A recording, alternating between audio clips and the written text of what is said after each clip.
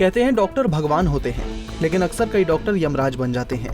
कारण है उनका आधा अधूरा ज्ञान। सिफारिश की बदौलत वो सरकारी नौकरी हासिल तो कर लेते हैं और उसका खामियाजा मरीजों को अपनी पूरी जिंदगी पछताकर भुगतना पड़ता है।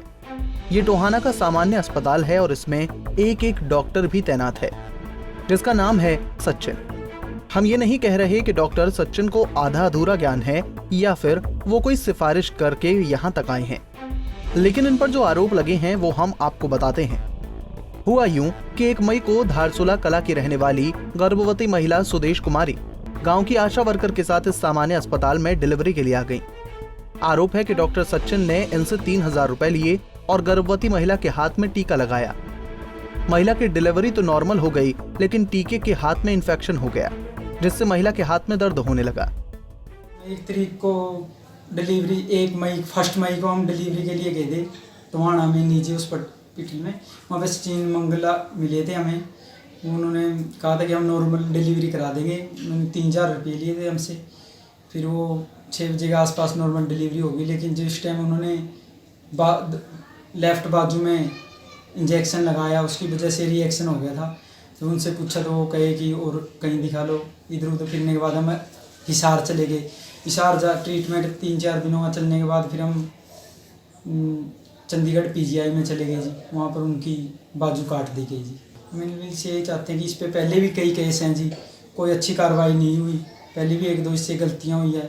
हम चाहते हैं कि अब सरकार ऐसे ना करे कि वो पहले वाला ही बन जाए। इनको कड़ी से कड़ी कार्रवाई की जाए जी इनके विरुद्ध जी, ताकि आगे यहाँ किसी के साथ अन्याय ना हो। दर्द बढ़ा तो उसे चंडीगढ़ PGI भेजा गया, जहां महिला सुदेश कुमारी के बाएं हाथ को काटना पड़ा ताकि इन्फेक्शन पूरे शरीर में ना फैले और वो बच जाए।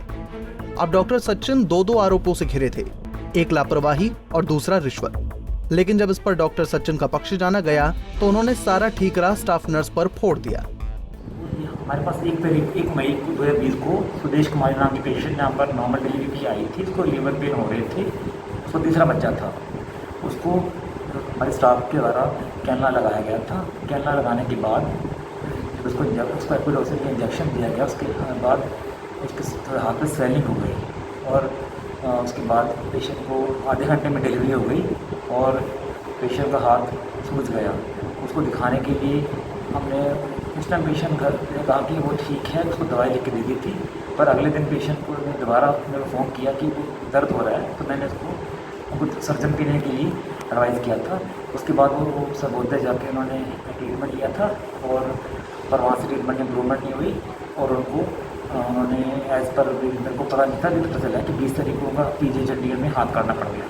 वो तो लापरवाही से देखो, ये कैनले से पेशेंट को दिक्कत होनी कोई मैं नहीं मानता कि इसको दिक्कत हो, पर फिर भी ये जांच का भविष्य है। जिसने स्टाफ ने या किसने कैनला लगाया था उसके बारे में हम इन्वेस्टिगेट करेंगे और जो भी है सच्चाई को सामने आएगी। तो डॉक्टर साहब घूंट भर कर अपनी सफाई दे रहे हैं कि स्टाफ नर्स ने इंजेक्शन लगाया था, लेकिन इतनी समझ सभी को है कि स्टाफ नर्स भी एक डॉक्टर के नेतृत्व में कार्य करती है।